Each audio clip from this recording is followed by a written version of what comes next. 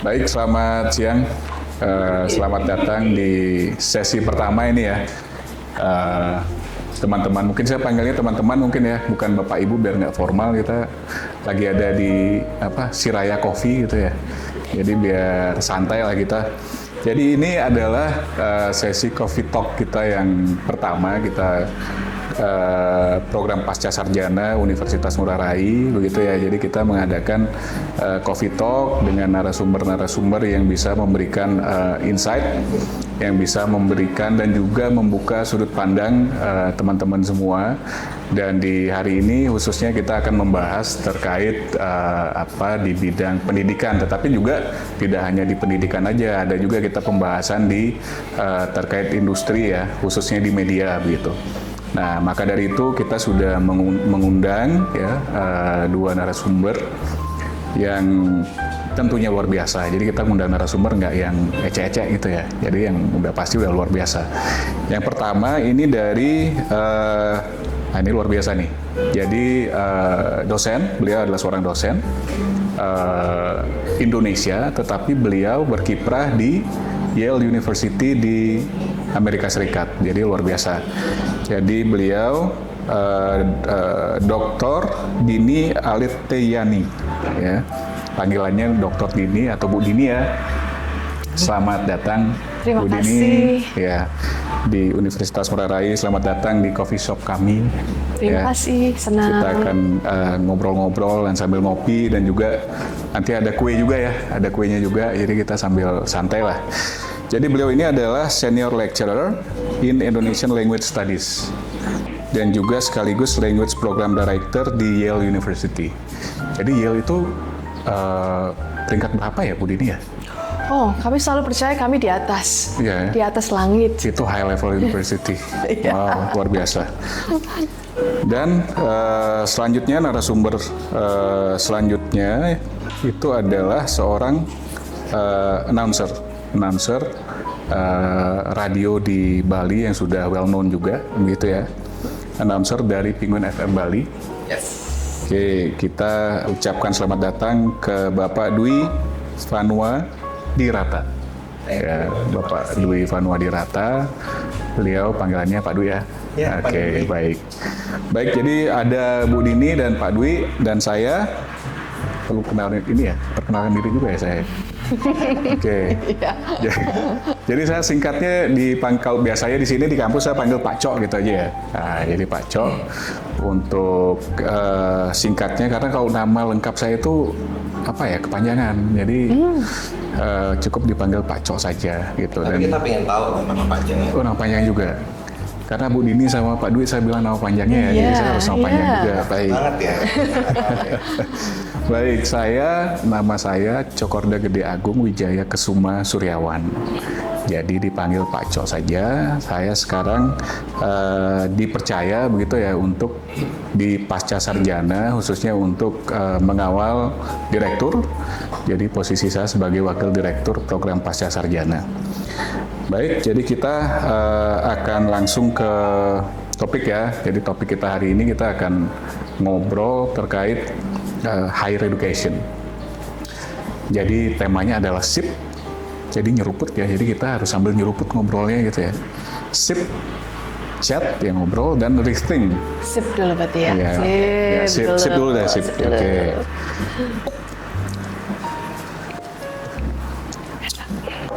Dan rethink higher education. Nah, di sini ada kata kuncinya rethink mungkin ya. Jadi memikirkan kembali begitu, memikirkan ulang. Jadi apa sih yang harusnya kita pikirkan ulang gitu ya di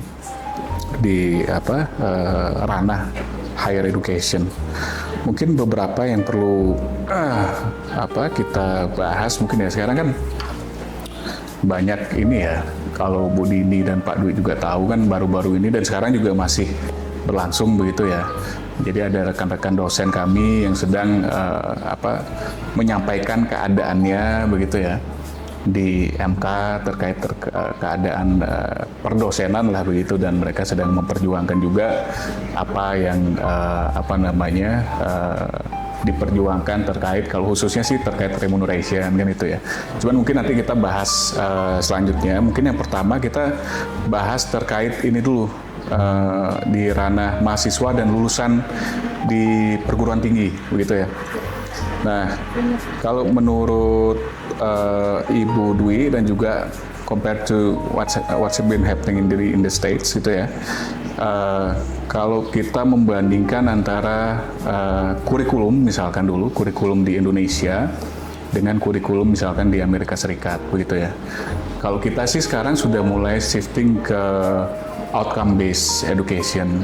Jadi kita tidak bertanya apa yang diberikan oleh universitas, tetapi kita mengusahakan mahasiswa atau lulusan itu bisa berbuat apa begitu untuk diri mereka sendiri dan juga untuk di masyarakat begitu. Jadi kita mulai shifting ke yang tadinya dari teacher base sekarang ke student base learning. Jadi mereka agar learning agility-nya mereka tetap terasah begitu. Nah, kira-kira kalau misalkan di Amerika, apakah kurikulum itu masih teori base atau bagaimana sih? Kalau di Amerika itu mereka untuk mengkondisikan mahasiswa atau lulusan itu agar lebih berdampak begitu. Karena sekarang kan kita di Indonesia itu kata kuncinya adalah berdampak, ya. Jadi lulusan itu pun juga diharapkan untuk berdampak begitu. Tidak hanya sekedar lulus, tetapi setelah lulus bisa berdampak baik ke dirinya, ke masyarakat dan juga ke industri tempat dia nanti di mana dia bernaung atau berkarir di sana begitu ya. Dan mungkin nanti dari Pak Dwi juga bisa nambahin juga yang sebenarnya dicari di dunia industri itu tamatan atau lulusan yang bagaimana sih gitu. Apakah misalkan dengan IP indeks prestasi yang tinggi atau status cum laude itu sudah otomatis akan diterima atau jalannya mulus begitu di dunia industri, ataukah memang ada hal-hal yang memang perlu diperhatikan untuk bisa masuk begitu ya. Harapannya kan mereka lulus, mereka cepat terserap. Nah, kira-kira nanti insight dari Pak Dwi kira-kira gimana gitu ya. Nah, sekarang mungkin kita dari kurikulum dulu Bu Dini ya. Jadi kira-kira kalau di Amerika, mungkin Bu Dini juga ada experience di Indonesia juga. Mungkin comparing those two gimana kira-kira kalau menurut Bu Dini? Silakan Bu. Jadi kalau berbicara tentang kurikulum itu kan luas ya Pak Jo ya. Jadi kurikulum itu bisa tidak hanya di dalam kelas, di luar kelas. Kalau dalam higher education berarti di dalam universitas, apapun yang terjadi di dalam universitas termasuk proses pembelajarannya, kemudian proses pemilihan gurunya, kemudian standar yang perlu diikuti, kemudian juga situasi sosial, politik, ekonomi, sejarah yang terjadi di luar di mana universitas itu berada juga sebenarnya berpengaruh. Tapi kalau kita mengerucutkan sedikit, satu kita pilih tentang kurikulum di dalam kelas ya, untuk menghasilkan bagaimana sih mahasiswa yang berdampak dan ketika mereka lulus mereka punya aplikasi yang mendekatkan keahlian mereka dan bisa menyampaikan apa yang mereka pelajari langsung ke lapangan. Kalau dalam pemahaman yang di universitas kami di Amerika biasanya satu di dalam kelas itu kita memang harus memupuk kemampuan mahasiswa hidup di dalam situasi yang multikultural. Pertama mungkin seperti itu. Jadi mahasiswa terbiasa berpendapat dan mendengar, tidak hanya berbicara tapi juga mendengar, mengobservasi, bergaul, berteman dalam sebuah komunitas universitas yang beragam. Jadi biasanya kami ada mahasiswa internasional, ada juga mahasiswa yang dari Amerika, ada yang dari Amerika Utara, ada juga mahasiswa yang adalah punya latar belakang komunitas adat, ya, suku, kemudian juga ada berbagai macam jenis keahlian, ketertarikan, juga umurnya seperti itu. Jadi satu harus mungkin dalam sebuah kurikulum dalam kelas dan termasuk di dalam universitas membiasakan bahwa budaya multikultural itu adalah sesuatu yang dijunjung tinggi, yang selalu dilihat, yang selalu dimasukkan di dalam pemikiran-pemikiran proses pembelajaran. Jadi karena mahasiswanya berbeda, tidak hanya learning style atau gaya belajarnya, tetapi juga background-nya, latar belakangnya berbeda, bahasanya pun berbeda. Di sana juga punya tantangan tentang bahasa, karena banyak juga yang mungkin harus melewati kursus bahasa Inggris sebelum mereka mengambil kelas ya. Satu itu, karena dua, dari perspektif multikultural akan menimba banyak pemahaman tentang identitas, ya, tentang pemahaman sejarah, budaya, dan bagaimana kita belajar dan bagaimana kita saling belajar. Jadi membudayakan itu pertama di dalam sebuah kurikulum, interaksi di dalam kelas. Kemudian itu harusnya di dalam sebagai pengajar, dosen, profesor memasukkan pemikiran itu ke dalam materi. Jadi tidak bisa materi itu berfokus pada satu dunia. Jadi harus bagaimana materi ini dibaca oleh orang yang punya latar belakang berbeda. Bagaimana materi ini disampaikan dengan cara yang bermacam-macam. Jadi ada visualnya, ada audionya, ada motorik penggeraknya, ada aktivitas di lapangannya, ada aktivitas di dalamnya. Di kelas itu kayak dibikin imersif ya, Budi? Ya, harus pendekatannya bermacam-macam. Jadi kita bisa melihat slide, satu yang paling populer ya biasanya kita mendengarkan lecture atau mungkin ceramah dosen. Tapi mungkin kita lebih mendekati ke diskusi. Diskusi itu yang seperti apa juga itu budaya. Jadi diskusi tidak hanya pertanyaan dan jawaban, tapi mungkin diskusi kita perlu persiapan. Mungkin kita sudah diberi PR, dalam satu semester ini kita sudah membuat topik-topik diskusi, jadi semuanya punya persiapan yang lebih mendalam. Kemudian presentasi per kelompok, terus kemudian kita memberikan pertanyaan atau menulis rangkuman tentang hal itu. Terus kemudian mungkin tidak ada tesnya, mungkin beranjak lebih kepada project base, artinya di mana mahasiswa mengaplikasi ilmu yang mereka pelajari dalam hal yang lebih hands on. Jadi seperti itu. Jadi sangat menarik kok. Maksudnya kalau tadi kan dibilang ada komunikasi ya. Salah satu soft skill. Dan itu sangat dibutuhkan di industri sekarang. Komunikasi itu tidak hanya berbicara pada orang, tapi juga mendengarkan. Aku setuju, karena mendengarkan itu sangat itu skill juga, skill set juga mendengarkan. Mendengarkan, kita harus memahami, kemudian apalagi lintas budaya. Betul. Kalau komunikasi lintas budaya tidak hanya fasih berbahasa Inggris, kan gitu kan. Tidak. Tapi bagaimana kita berbahasa, bagaimana kita mengkomunikasikan ide kita, mengkomunikasikan apa yang kita ingin sampaikan. Kemudian di situ juga menghormati kan, saling menghormati budaya orang. Gitu kan. Jadi kalau menurutku komunikasi itu adalah satu soft skill yang sangat dibutuhkan di zaman sekarang ini. Apalagi kita berada sekarang udah di globalisasi, bukan globalisasi di depan mata, tapi kita sudah menjalankannya, ya kan? Dan otomatis, apalagi di Yale University itu kan dari berbagai macam negara, ya begini ya. Negara, background, dan segala macamnya. Jadi emang harus komunikasi. Jadi itu pentingnya ya. Jadi banyak mungkin yang tidak atau melewatkan itu bahwa mendengarkan dan berkomunikasi itu adalah skill set yang sangat penting begitu ya. Jadi seperti yang saya sampaikan tadi di awal, kalau misalkan mereka ngejar IP begitu ya, nilai misalkan IPS-nya, indeks prestasi semesternya harus berapa, itu targetnya mereka. Nah, mereka hanya concern di pengejaran nilai saja gitu ya. Nah, tetapi mungkin juga harus kita juga sistem di Indonesia juga harus shifting juga. Maksudnya kita untuk mereka untuk mendapatkan nilai itu ada unsur-unsur lebih banyaknya juga yang soft skill itu juga dinilai juga gitu. Cara mereka berkomunikasi, cara mereka memahami, mendengarkan, memberikan pendapat, berani untuk mengungkapkan pendapat. Kalau kita kan kalau misalkan budaya di sini juga kadang-kadang kan kita apa ya?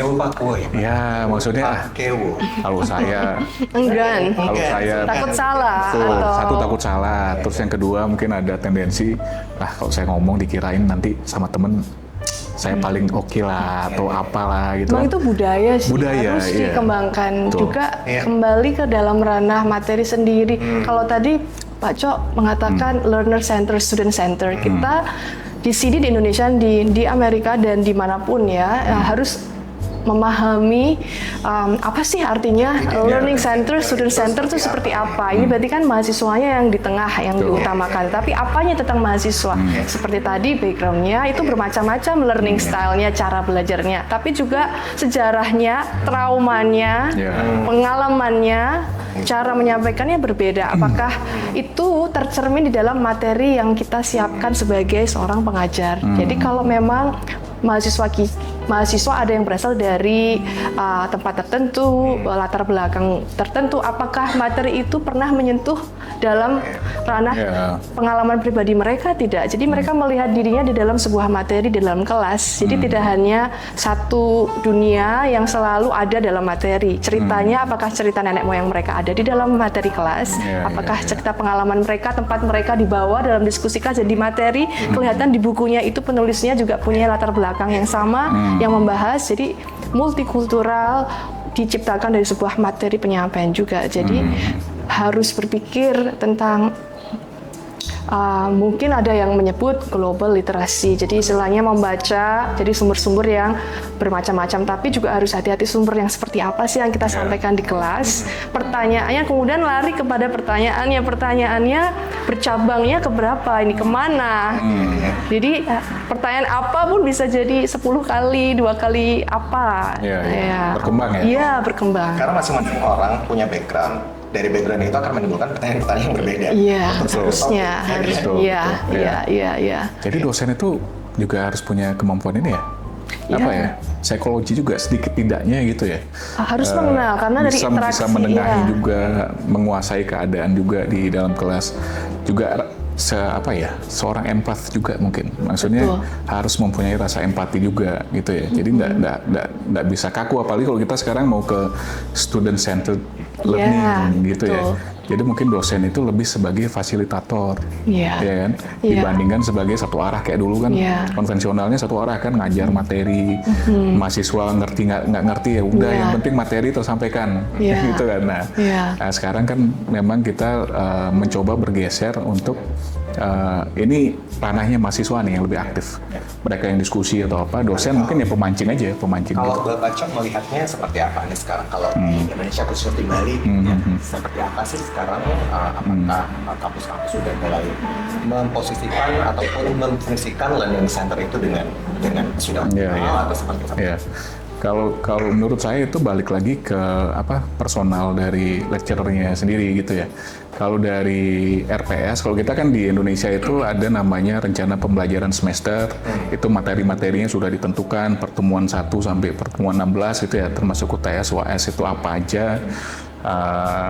Setelah itu ada bahan kajiannya, setelah itu ada capaian pembelajaran mata kuliahnya, di pertemuan 1 harus tercapai apa aja, tersistem sih memang sebetulnya begitu. Nah cuman yang lebih kalau saya lebih poinkan itu adalah di saat delivery di kelasnya itu, delivery di kelas itu. Karena kalau untuk mengikuti itu kan kalau RPS sudah jalan ya sudah gitu. Tetapi kan sekarang kalau kita kepentingannya untuk student. Nah, jadi tergantung di personal dosennya itu juga. Makanya selain student juga, kalau menurut saya juga dosen juga harus punya soft skill juga.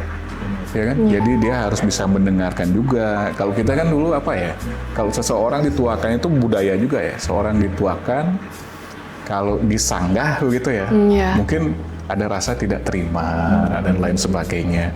Nah sekarang di era sekarang saya rasa itu sudah tidak relevan begitu ya.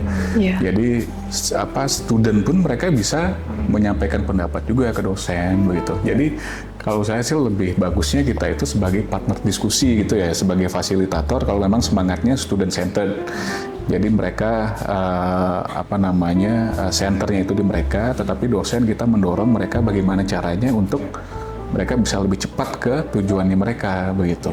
Jadi memang universitas harus mungkin berpikir lebih luas, dalam artinya memang pendidikan dosen itu juga perlu dipupuk, dibangun. Jadi satu tentang mahasiswanya, tapi juga mahasiswa ini melihat bimbingan dan dibimbing oleh dosen. Jadi dosennya juga harus mungkin didukung oleh oleh universitasnya untuk meningkatkan pengetahuan, delivery-nya seperti Pak Kevin bilang, harus mungkin punya banyak training, banyak workshop. Jadi professional development gitu ceritanya biasanya ya. Betul. Jadi harus membuka diri untuk melatih bagaimana proses pengajaran yang berbeda. Sekarang kan bagaimana sekarang banyak hal yang bisa diikuti, dipelajari. Jadi bagaimana mendengar, bagaimana berdialog, bagaimana penyampaian video. Karena zaman terus berubah, jadi mungkin kita juga sebagai dosen pengajar harus mengikuti perkembangan zaman. Betul. Ya, itu juga harus dibudayakan seperti itu. Betul. Jadi Harus memperkuat adaptif dosen, memperkuat dosen juga. Aku sangat senang dengan kata fasilitator gitu. Karena kan fasilitator itu kan memberikan sebuah ruang gitu kan, sebuah ruang di mana mahasiswa itu mempunyai tujuan tersendiri. Tentunya mereka tujuannya kan beda-beda kan antara satu dengan yang lain gitu. Jadi di sana dosen sebagai fasilitator memberikan sebuah ruang untuk berdiskusi, untuk mengembangkan diri, untuk menggali kemampuannya melalui sebuah subjek ataupun mata kuliah yang sedang dibahas di situ. Gitu. Jadi fasilitator ada satu kata yang sangat menarik itu. Thank you Pak Cok. Menyamakan mungkin posisi juga bahwa satu pihak tidak tahu segalanya dan satu pihak mampu menerima kalau memang ilmu itu kan sebagian, selalu sebagian. Jadi harus terus belajar dan terus mendengar karena belum tentu orang lain tuh tahu semuanya atau mungkin tidak tahu. Kalau dosen pun sebenarnya bisa ngasih input. Mahasiswa bisa ngasih input juga ke dosen sebetulnya. Itu fungsinya diskusi. Iya, betul. Dengan rasa hormat, dengan tentunya keinginan pembelajaran, itu betul. Nah, kalau misalkan kalau misalnya di Indonesia, nah ini kan kita banyak yang tadi saya sampaikan di awal juga kan gitu ya. Jadi banyak dosen-dosen yang memang merasa mereka tidak bisa terlalu optimal gitu karena mohon maaf aja harus mikirin juga anak istri di rumah, harus mikirin perut juga gitu ya. Jadi mereka ngerasa apalagi misalkan dosen-dosen yang memang di struktural di universitas. Jadi tidak fokusnya tidak hanya tridharma ya. Kalau kita kan tridharma perguruan tinggi itu ada mengajar atau pendidikan, ada penelitian, ada pengabdian kepada masyarakat gitu ya. Kan tugas dosen itu intinya adalah itu gitu. Nah, ditambah lagi misalkan tugas di struktural untuk istilahnya manajemen universitas dan administrasi, birokrasi dan lain-lain begitu ya. Nah, ini untuk optimalnya mereka berkiprah di tridharma gitu misalkan kan banyak dan makanya sekarang masih bergulir itu untuk memperjuangkan itu kan gitu ya.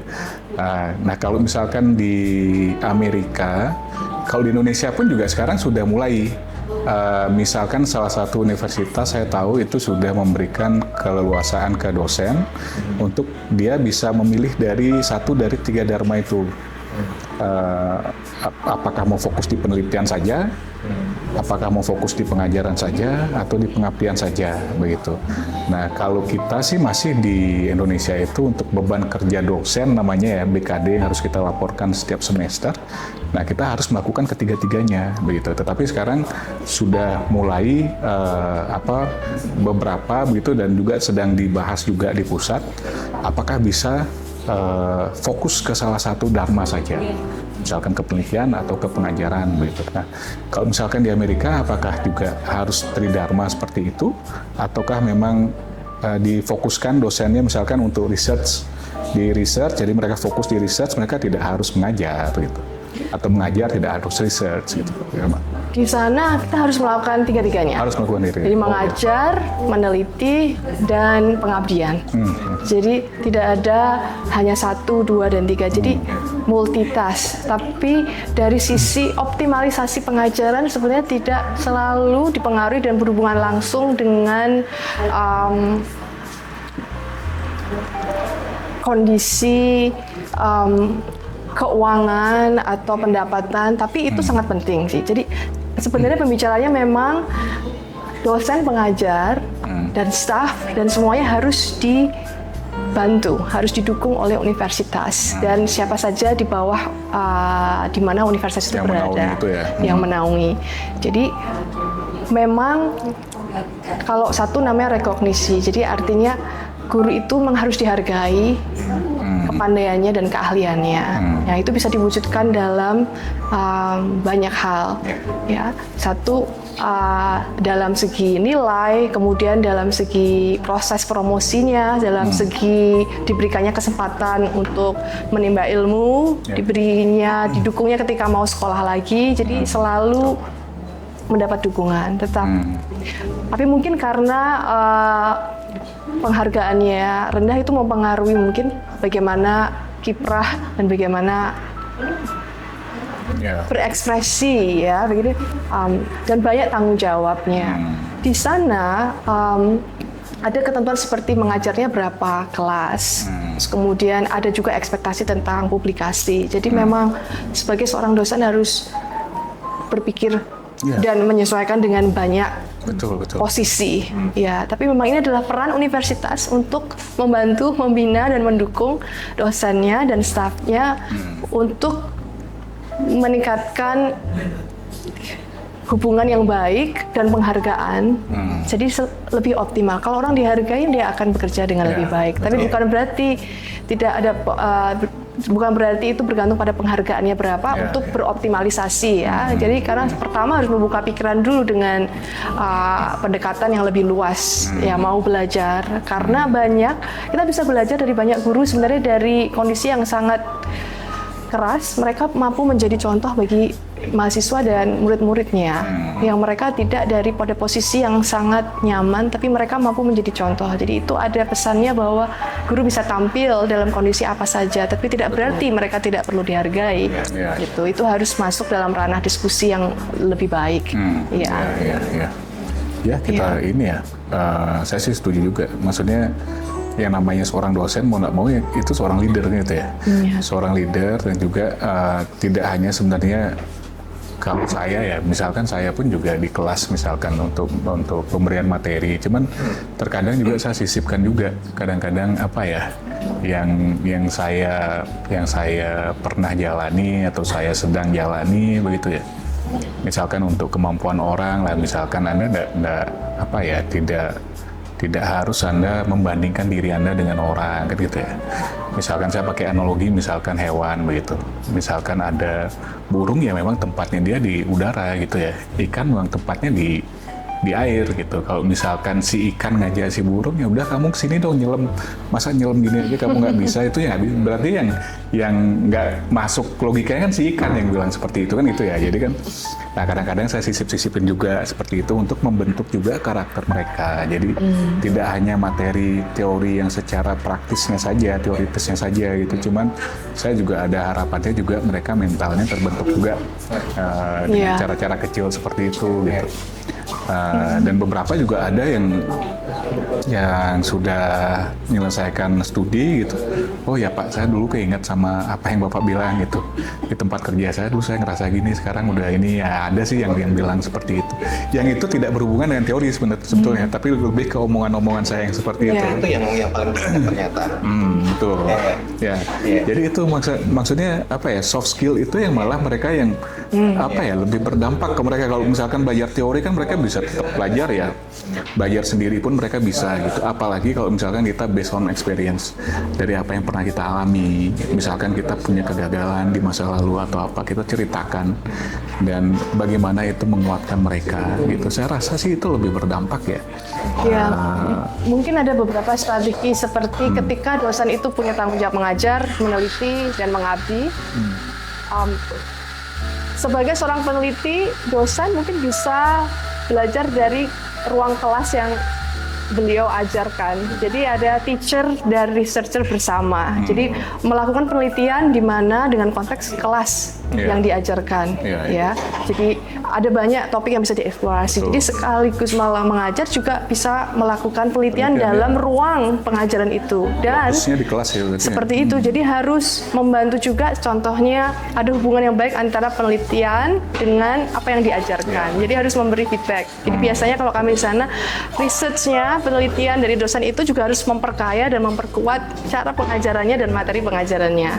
Memang penelitian itu topiknya ada banyak, tapi bisa dihubungkan, dan salah satu yang memperkuat kelas itu adalah penelitian. Jadi kalau ketika dosennya melakukan penelitian dengan kuat, biasanya hubungannya adalah kelas itu dikuatkan dalam sisi pengajarannya dan materinya dan kurikulumnya.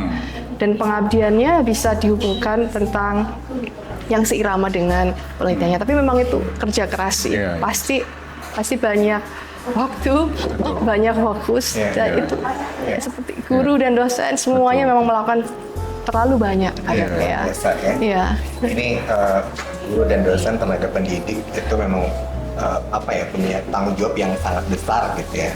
Di pundak mereka, di pundak bapak dan ibu itu tanggung jawabnya gede banget. Aku merasakan di satu sisi harus mengajarkan materi, kemudian di satu sisi juga harus menunjukkan soft skill, belum lagi harus berkreativitas ya, dan mendelivery materi gitu. Jadi kalau saya yang berada di luar akademisi sih melihatnya sangat berharap gitu ya, diskusi-diskusi mengenai kesejahteraan untuk para tenaga pendidik itu lebih diperbanyak sehingga ya seperti yang Ibu Dini bilang tadi kan bisa membantu para tenaga pendidik untuk merasa aman, merasa nyaman untuk mendelivery materi ataupun untuk menjalankan tri dharma perguruan tinggi, kemudian meningkatkan kompetensi mereka juga.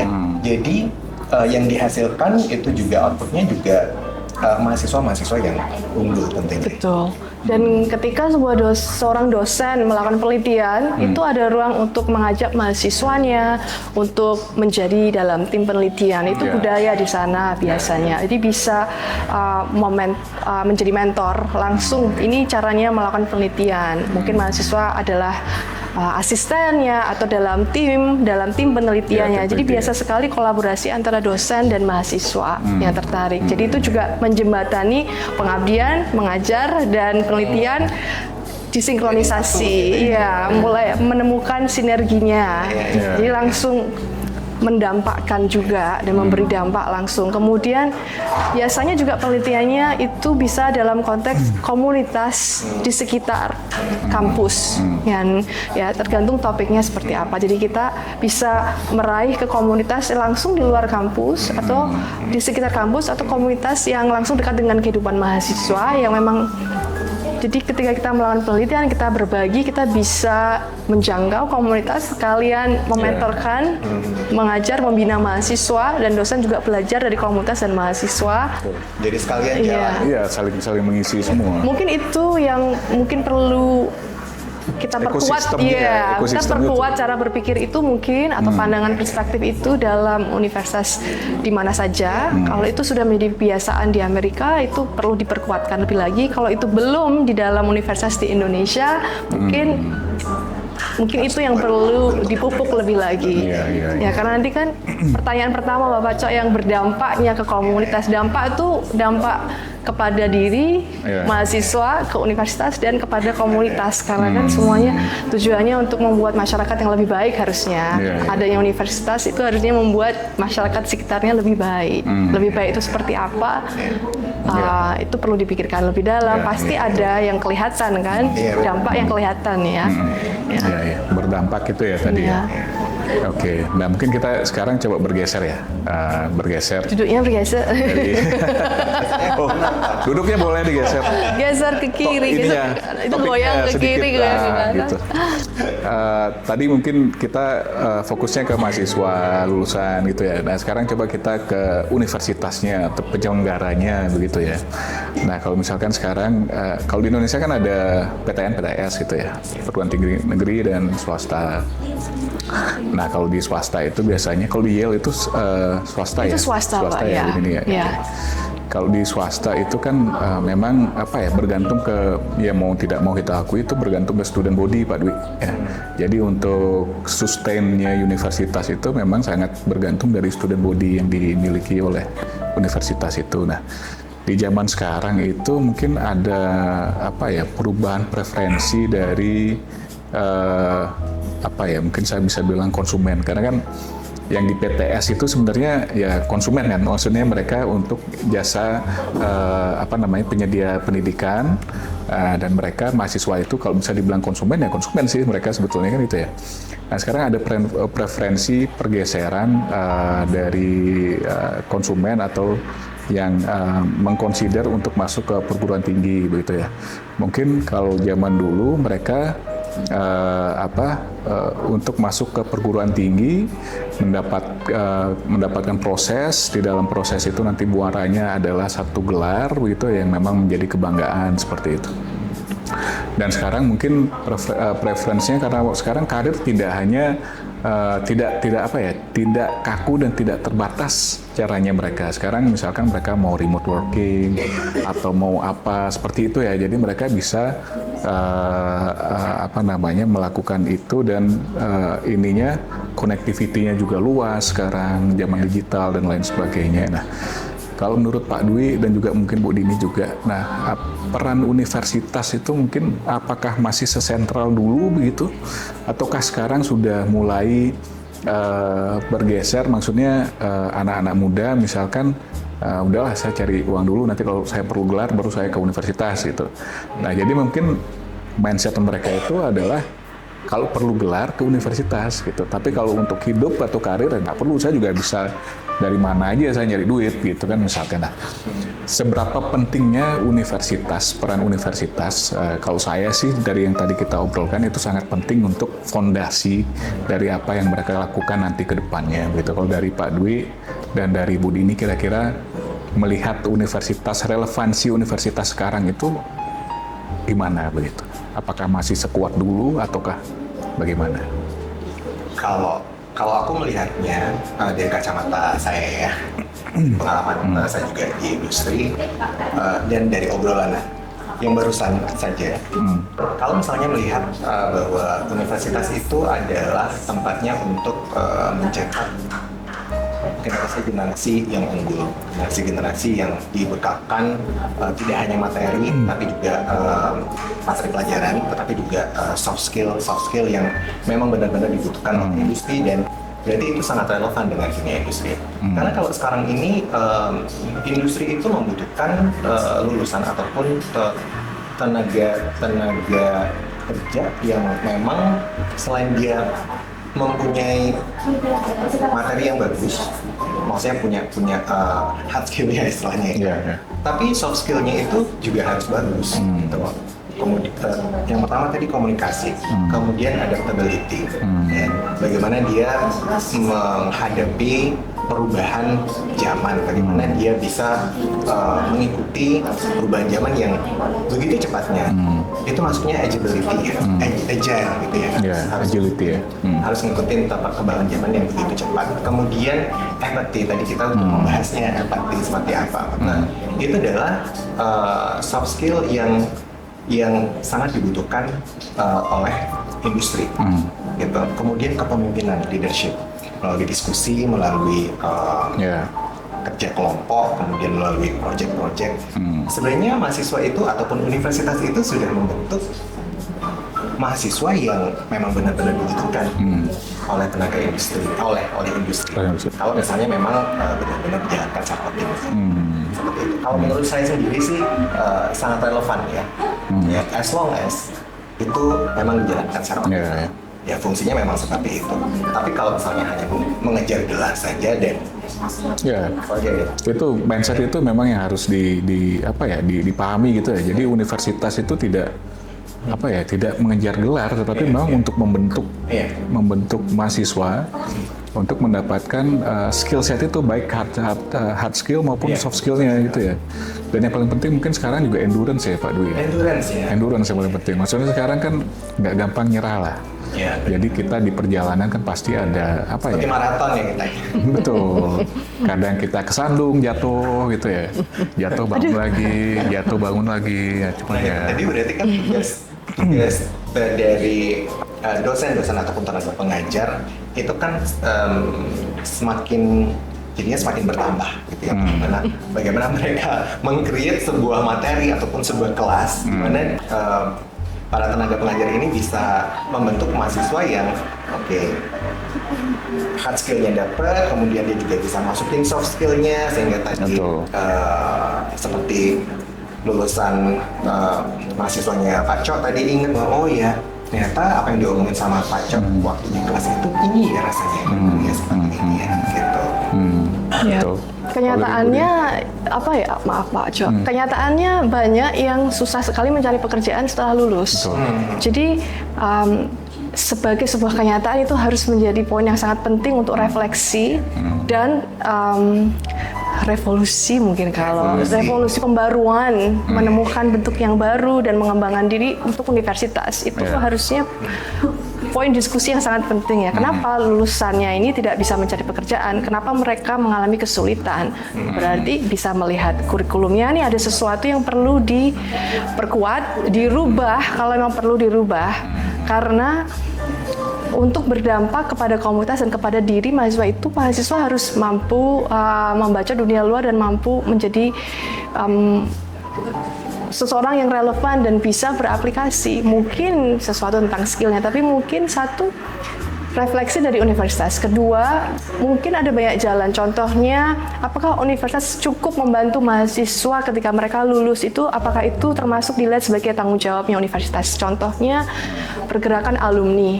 Jadi kalau kami di sana sangat punya hubungan yang sangat baik dengan alumni, artinya yang lulus mereka punya komunikasi yang tidak terputus dengan mahasiswa yang masih kuliah dan juga dengan dosen dan juga dengan melalui acara-acara yang bervariasi. Jadi ketika sebelum mereka lulus 1 tahun sebelumnya, 2 tahun sebelumnya mereka sudah sering berkomunikasi dengan yang sudah di lapangan pekerjaan atau yang sudah mungkin mengeksplorasi cara lain bagaimana berpikir kreatif tentang jurusannya dia.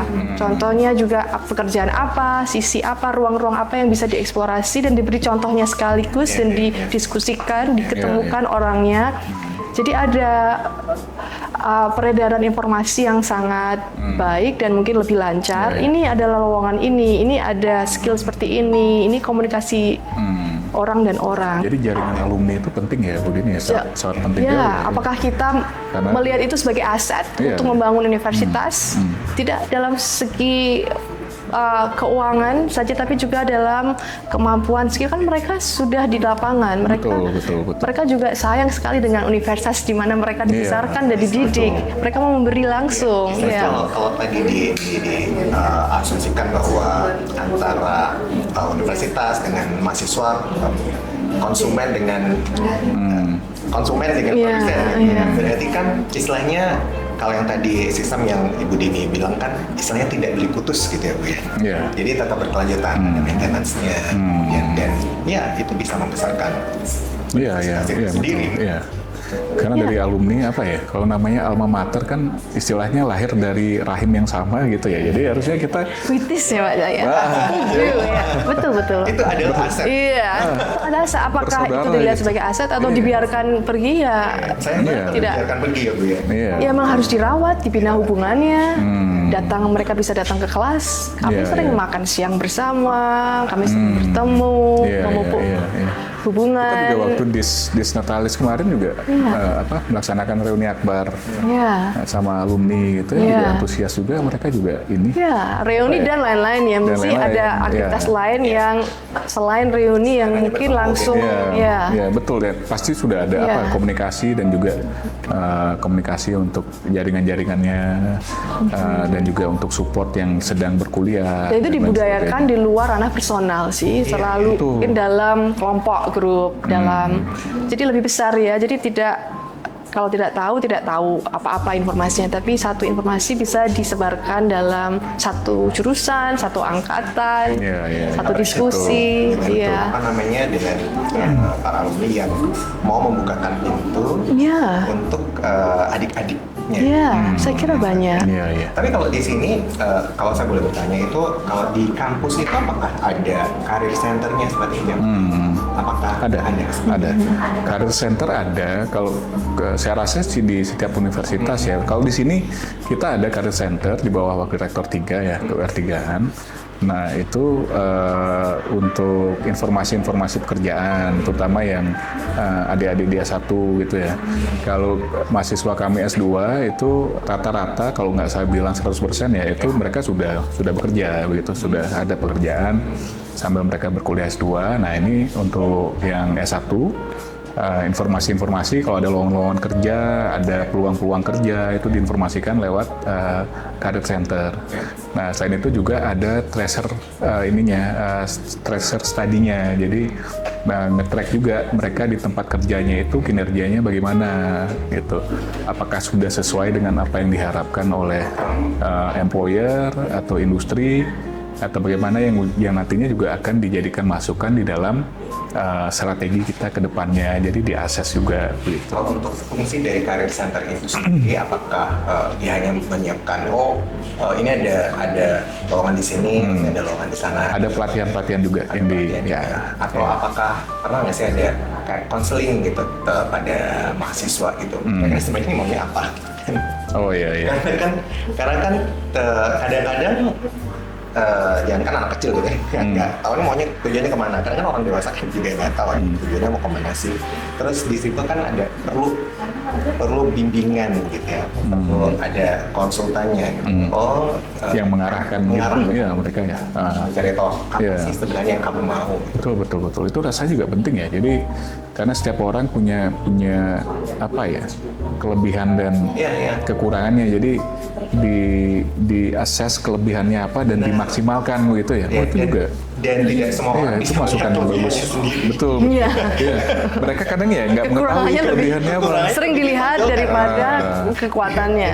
Betul. Tapi itu juga peran dari universitas. Apakah ini pertanyaannya, apakah universitas memberi ruang menghubungkan mahasiswa yang sekarang dengan komunitas alumninya?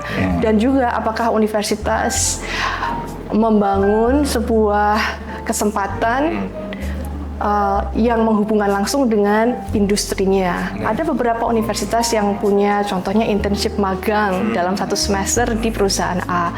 Dan apakah banyak lulusan dari universitas itu juga bekerja di perusahaan A, itu juga baik. Jadi tidak hanya sebagai laboratorium magangan bekerja sebelum lulus, tapi juga ada hubungan antara industri langsung dengan universitasnya. Jadi itu kembali lagi universitas punya tanggung jawab. Apakah tanggung jawab itu dipahami, dilakukan, dan dibentukkan dalam banyak inisiatif seperti itu? Karena kan takutnya magang itu kayak hanya formalitas gitu ya Bu, untuk mendapatkan aku punya sertifikat, nggak mudah, that's it gitu kan. Harusnya itu dimaksimalkan. Gitu. Iya, bisa dijadikan sebuah kelasnya internship, jadi langsung. Wah, ini lebih semangat lagi nih. Terima kasih. Ya, siapa? Siapa yang suka apa ini? Pak Dwi suka. Ini emang ditentukan sesuai warna ya? Pak Dwi mau yang mana ini? Semuanya enak untuk saya nih. Ya. Berarti kita sepakat peran universitas itu masih harus dipahami, harus dibuat. Gitu ya? Jadi kalau universitasnya tidak peka dengan hal itu, tidak mau peka terhadap kenyataannya, ini lulusannya. Kemudian mungkin ada juga isu tentang jumlah mahasiswanya makin menurun. Itu juga sebagai sebuah refleksi, berarti dampaknya nih mungkin ada sesuatu dengan dampaknya. Kalau di sana tuh ada hal yang sangat informal. Contohnya ketika mahasiswa liburan nih hanya 2 minggu, itu pernah mahasiswa menghubungi alumni dan selama 2 minggu itu selain hanya liburan, dia berliburan dengan alumni. Artinya adalah dia belajar dari kegiatan sehari-hari di mana alumni itu bekerja. Secara informal ya ini ya. Ini tidak difasilitasi oleh universitas, tapi dalam hubungannya yang sudah baik dengan alumni, akhirnya mahasiswa mampu mengimajinasi sebagai proses belajar dan mampu menghubungi alumni langsung dan ada kesempatan belajar secara informal. Itu membangun sekali. Itu bagus banget. Iya, karena kadang ada programnya, kadang tidak ada programnya. Jadi harus menciptakan sebuah program yang mampu menambahkan skill dan familiarity tentang profesi. Itu kan berubah. Profesi A mungkin sekarang berbeda. Jadi bagaimana sih menjadi seorang direktur? Bagaimana sih menjadi seorang manajer? Bagaimana menjadi seorang pustakawan, librarian, bagaimana sebagai seorang dokter dan yang lain. Jadi ada ilmu-ilmu yang terselip dalam sisi informal yang bisa dipelajari mahasiswa dengan hubungan yang sudah baik seperti itu. Betul. Dan itu perlu difasilitasi. Iya. Dengan kegiatan-kegiatan yang memang bisa mengasah. Kalau sering ketemu alumninya, mungkin ketika menghubungi langsung, udah pernah ketemu di acara ABC ya, jadi udah ada info kontaknya langsung. Betul. Iya. Dan balik lagi ke personal mahasiswa sih ya. Karena saya pun juga sering mengingatkan di kelas, maksudnya yang membawa kalian jauh nanti ke depan itu adalah itu satu komunikasi, koneksi. Sekalian mungkin sekarang kalian rasa nggak relevan kenal sama si A, si B, cuman kita nggak tahu 5 tahun, 10 tahun lagi kita nggak tahu gitu, mereka bisa buka akses untuk kalian. Jadi bertemanlah sebanyak-banyaknya, koneksi seluas-luasnya, berkomunikasi, karena yang akan membawa jauh itu adalah itu kan gitu ya. Jadi yang perlu kita sadari memang juga kalau dari saya dari apa yang saya sempat lakukan itu malah informasi-informasi yang seperti itu mungkin yang lebih gitu ya, maksudnya mahasiswa mungkin nggak kepikiran sebelumnya gitu. Misalkan tadi kayak kekurangan kelebihan, kadang yang dibilang orang kekurangan itu adalah kelebihan kita. Misalkan kamu ini orangnya bawel banget, nah itu ya. Bawel. Siapa ya? Gitu misalkan ya. Nah, jadi ada job yang memang cocok kan gitu ya, gitu kan. Jadi itu sebenarnya bisa diasah gitu. Biarpun itu dikatain misalkan gitu ya. Jadi kadang apa yang dibilang orang kekurangan kita bisa jadi itu kelebihan kita. Nah, mungkin tadi yang disampaikan Pak Dwi itu juga mungkin kalau mereka belum bisa menganalisa itu, mengetahui itu, mungkin bisa butuh orang untuk membantu itu, gitu ya, mungkin seperti itu. Mungkin juga universitas harus membantu membaca perubahan zaman, artinya di dalam contoh seperti pasca sarjana, ketika lulus S2 dan S3, kadang ketersediaan pekerjaannya tidak banyak yang ada seperti keahliannya atau jurusannya. Kemudian juga mungkin ada peran dari universitas membentuk sebuah diskusi bagaimana berpikir lebih dari jurusan, bagaimana beradaptasi dengan situasi seperti itu. Karena tidak ada posisi dosen atau peneliti yang di jurusannya banyak, bagaimana berpikir tentang industri yang lain yang bisa dieksplorasi dengan keahlian yang sama. Menggunakan keahlian dari si audit ini. Jadi tidak harus pola pikir yang linear, karena memang situasinya tidak ada, tapi mampu menciptakan mungkin pekerjaan yang baru, perspektif yang baru lah. Oh, saya bisa di laboratorium, saya bisa di NGO, atau saya bisa dalam bekerja di pemerintahan, saya bisa bekerja di swasta, skill apa yang bisa dieksplorasi, seperti itu. Jadi karena kita perlu membaca situasi, kenyataannya adalah tidak banyak posisi yang langsung berhubungan dengan keahlian, mungkin seperti itu. Jadi bagaimana kita menciptakan hubungan itu? Betul. PR lagi Pak Cok. Kita mau ke depannya kan ini ya, kita mau nggak mau juga disrupsi ya. Workforce ke depannya kita juga nggak tahu dengan adanya AI. Ya sekarang ada AI yang sudah kalau kita ngomong AI kan pasti kita ngomong ini ya, double-edged sword gitu ya. Jadi ada sisi baiknya, ada sisi negatifnya begitu. Nah itu juga yang harus disadari juga ke depannya, baik oleh mahasiswa maupun juga universitas. Karena pasti ada shifting di workforce nantinya. Jadi ada beberapa tipe pekerjaan yang memang mungkin nantinya sudah bisa tergantikan 100% tidak dengan manusia begitu kan. Sudah banyak ya, misalkan automated sekarang banyak, taksi sudah driverless misalkan di China, mungkin di Amerika juga sudah ada ya kan. Jadi taksi dan driverless dan semuanya less sekarang semua less gitu ya, jadi nggak ada less human ya. Less human gitu. Nanti kita tersingkir. Dan dosen pun juga sudah ada. Kalau nggak salah di Inggris sudah diuji coba, maksudnya full AI. Jadi satu kelas itu full AI, dosennya AI. Jadi mahasiswa berdiskusi juga dijawab sama AI. Jadi mereka bisa diskusi, nah kan gitu ya. Jadi Nah, kedepannya challenge kita juga kita harus sadari ya nanti kedepannya juga seperti Mas, Ada ya. penelitian nggak sih untuk yang kelas itu maksudnya dan di hiburan di media juga mungkin nantinya juga ada. Kelas dengan AI full versus kelas yang ada human touch-nya. Ada penelitian nggak sih? Hasilnya nanti seperti apa gitu?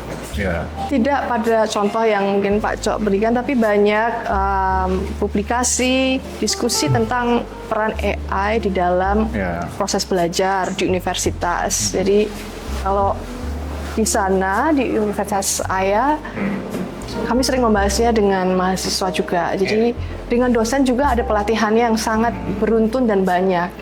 Jadi ada survei seberapa banyak pengetahuan dosen dan staf tentang AI dan juga mahasiswa. Ada juga penelitian bagaimana mahasiswa memakai AI karena kita harus tahu bagaimana budayanya di mahasiswa.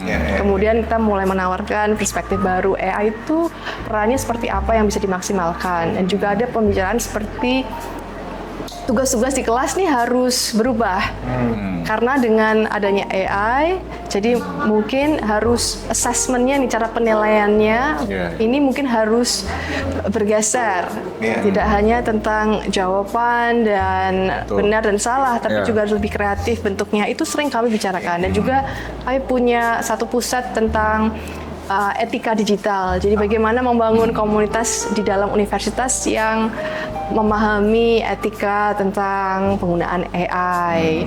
Ya, jadi bagaimana juga mengkritik AI, bagaimana menajamkan AI, bagaimana bahwa AI itu tidak bisa pengganti kekreativitasan dan pemikiran. Itu ada sebagai alat yang membantu. Tapi juga training bagaimana AI itu membantu. Kembali kepada yang tadi, yang kreativitas, kadang kan pekerjaan berbeda. Mungkin mahasiswa harus dibebaskan mengambil kelas yang berbeda dari jurusannya. Kalau di sana ada budaya seperti itu. Jadi mahasiswa yang ekonomi mengambil kelas seni, mengambil kelas sejarah, mengambil kelas psikologi. Dan kelas-kelas kami di sana gabungan dari dua disiplin atau 2 topik, 3 topik, dan selalu ada kelas baru, Pak Cok dan Pak Dwi. Kelas baru setiap semester itu dosen bisa mengajukan kelas-kelas baru. Ya, dan ada juga kelas tentang AI yang semua mahasiswa bisa ngambil, dosen pun bisa ngambil. Karena memang luar biasa AI. Saya malah sempat lihat artikel penelitian itu di publikasi di Scopus Q1 itu co-autornya ChatGPT dan itu publish gitu. Ada buku yang ada ininya, gitu ditulis oleh AI, ada full oleh AI. Satu novel bisa ada. Wow, ya itu luar biasa sih. Nanti jadinya ke depannya juga mau nggak mau kita harus juga memikirkan itu juga, kan itu ya, dan harus menyiapkan juga. Dan itu pentingnya tadi yang dibilang sama Pak Dwi, adaptability dan agility itu gitu ya. Kalau mindsetnya tetap diam di satu tempat, sedangkan dunia berubah dengan cepat gitu ya. Kalau kita enggak, dan itu juga harus kita tanamkan juga ke mahasiswa kan ya. Agility istilahnya learning agility itu. Jadi belajar dan terus mau beradaptasi, berubah, mengikuti perkembangan zaman gitu, nggak stuck di tidak stuck di satu tempat gitu mungkin ya. Mengoptimalkan AI gitu ya istilahnya. Kalau di industri sendiri, kalau saya sendiri saya menggunakan AI. Saya mengajak dia untuk brainstorming, bahkan membuat proposal, tapi tetap yang menjaga katanya itu kan saya yang menjaga katanya, kemudian memberikan emosi pada sebuah proposal, kemudian saya yang bergerak untuk menjaga hubungan dengan klien. Ini nggak bisa. Jadi tetap sih ada parts yang memang tidak tergantikan. Kalau aku melihat, kalau tadi kan kita berbicara mengenai hard skill, kemudian soft skill gitu ya. Jadi kayaknya memang tidak bisa 100% ya itu menggantikan. Kalau menurut saya tidak bisa menggantikan dosen 100%. Karena ada sisi-sisi yang tidak bisa dideliver oleh AI. Ada sisi-sisi yang soft skill juga, kemudian bagaimana emosional sisi kemanusiaannya itu bisa dideliver oleh AI.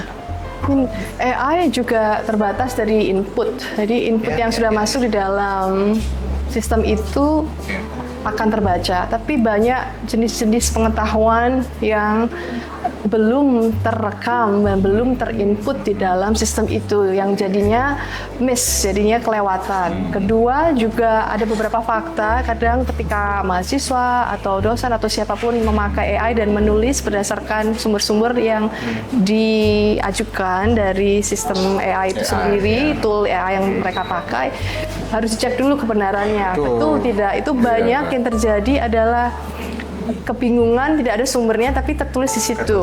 Ya, jadi di Amerika juga ada yang seperti itu. Ada yang seperti itu. Jadi biasanya waktu konsultasi dengan librarian atau pustakawan itu mirip sebuah isu besar karena tidak ada bukunya atau tidak ada artikel itu. Jadi komunikasi antara beberapa bagian di universitas ya. Jadi bagaimana di perpustakaan kami ada pelatihan bagaimana mahasiswa menggunakan AI untuk penelitian kelasnya supaya tidak langsung dilepas dan mereka berpikir, tapi ada pendampingan dari pustakawannya yang ini cara mengeceknya. Mereka punya training, mereka melatih mahasiswa, mereka melatih saya, dosennya juga.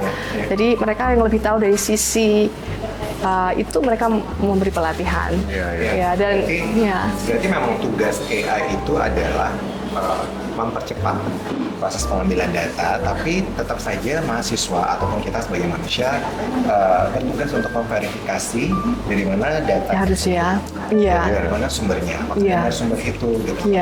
Dan itu juga mengasah kreativitas kita kan seperti ya, kan kita sebagai manusia gitu kan. Kita harus berpikir kreatif dengan promnya kan, karena kita tanya apa, jadi kita perlu eksperimen juga, mungkin berinteraksi dengan AI. Saya coba memberi kalimat perintah ini, jadinya seperti apa.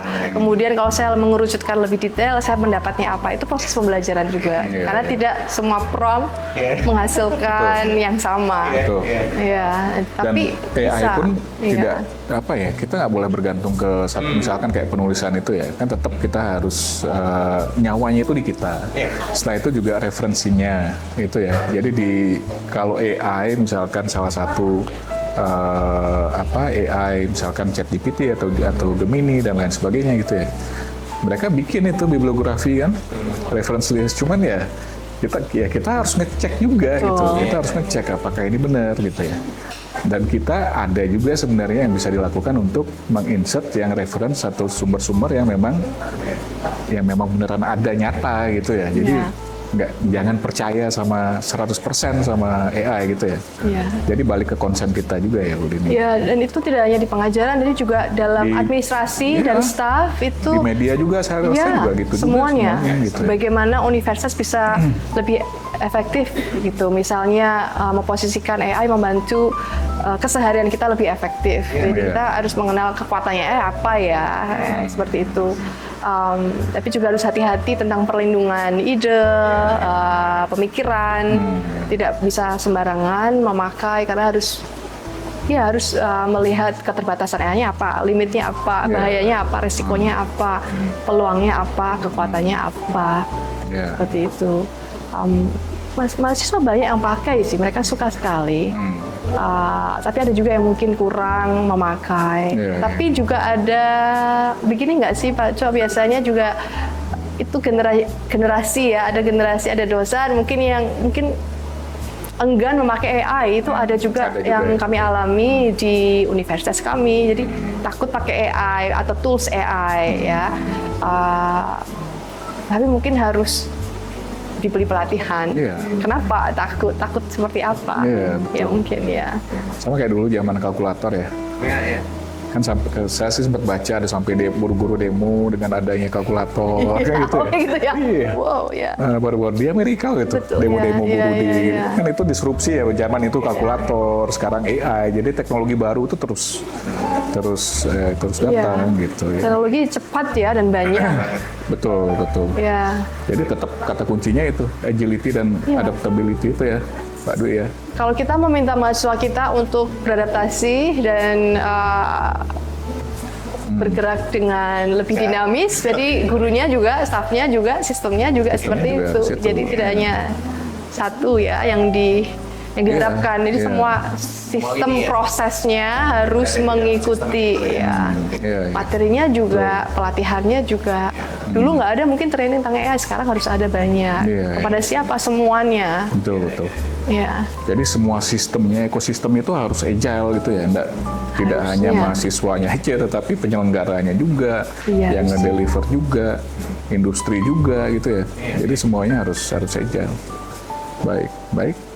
Saya rasa apa ya, kalau kita ngomong rifting banyak sekali yang harus kita rifting gitu ya, dan tidak bisa hanya dalam satu sesi obrolan ya. Kalau kita lanjut nih bisa apa ya, nggak Saya makan selesai. malam. Gitu ya. Oke. Tapi nanti kita lanjutkan mungkin lagi di sesi-sesi berikutnya, di sesi Covid Talk berikutnya. Jadi tadi kita sudah bahas dari apa ya? Saya rasa cukup banyak spektrum tadi kita sudah diskusikan ya, kita bahas. Mungkin yang dapat kita sepakati bahwa untuk rethink ini kita harus terus-menerus. Ya, kita harus memikirkan, dan dari hasil-hasil pikiran kita itu kita harus coba terapkan juga ke depannya. Kita harus adaptif, kita harus agile. Kata kuncinya itu kita tidak boleh kaku gitu ya. Jadi karena dunia berubah dengan cepat,